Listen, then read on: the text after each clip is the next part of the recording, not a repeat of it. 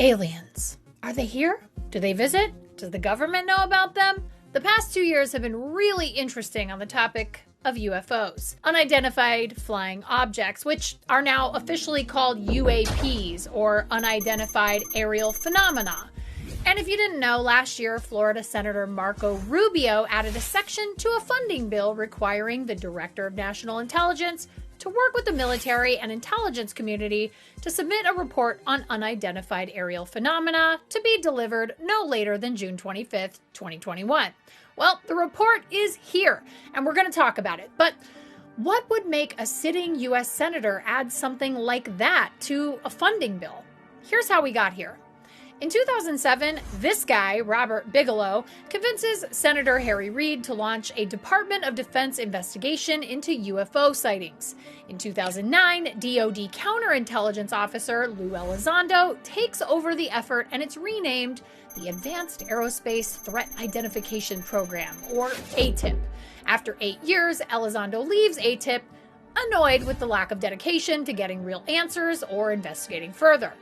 Then there's Christopher Mellon, who served as Deputy Assistant Secretary of Defense in both the Clinton and George W. Bush administrations. Well, this guy starts giving interviews to the press because he thinks the government should be more transparent about UFOs, or UAPs, and the mystery surrounding them. Which brings us to Tom DeLonge.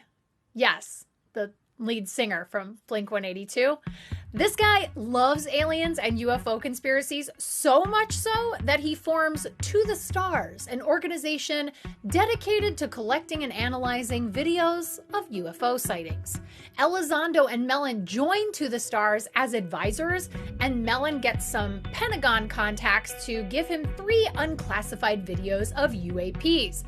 This all ends up getting printed as a front page story in the New York Times, and in September of 2019, the government says, yeah, those videos, they're authentic. Last year, they formally released the videos themselves, and in the last month or so, a California filmmaker named Jeremy Corbell released 2 more military videos that show off additional UAP encounters.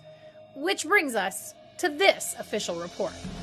The report dropped just before the end of the day on the 25th in Washington, D.C., and it doesn't even crack 10 pages. Aww. Kind of a letdown, in my opinion. I was kind of hoping for a media report or just one single page with a picture of an alien on it. The main takeaway, well, it was what we were mostly expecting. The first sentence of the summary reads, quote, "The limited amount of high-quality reporting on unidentified aerial phenomena hampers our ability to draw firm conclusions about the nature or intent of UAP." The data collected on these sightings is pretty inconsistent, since there wasn't a standardized reporting system until just a couple years ago. There was one UAP they were able to solve with high confidence. High confidence. It was a large deflating balloon.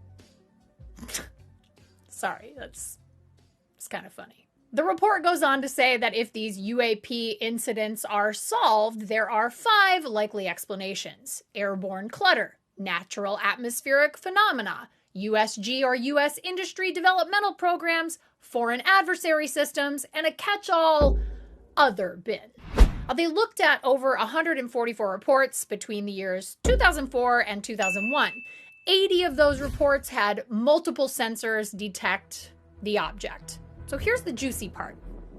Over a dozen of those reports include observations of unusual movement patterns or flight, and they can't explain those. It could be what the report describes as breakthrough technology being used by a foreign adversary.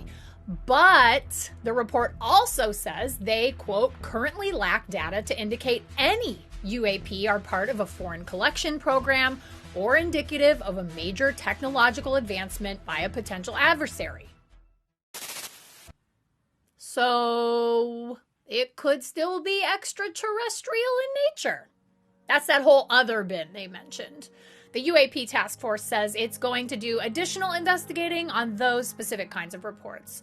So the TLDR here is the government hopefully ends up implementing a better, more standardized reporting system across every military branch for UAPs, encourages soldiers to report them and break the stigma of reporting them, and still has absolutely no idea what a decent number of these things are, or how they appeared to move or fly the way they did when they were detected.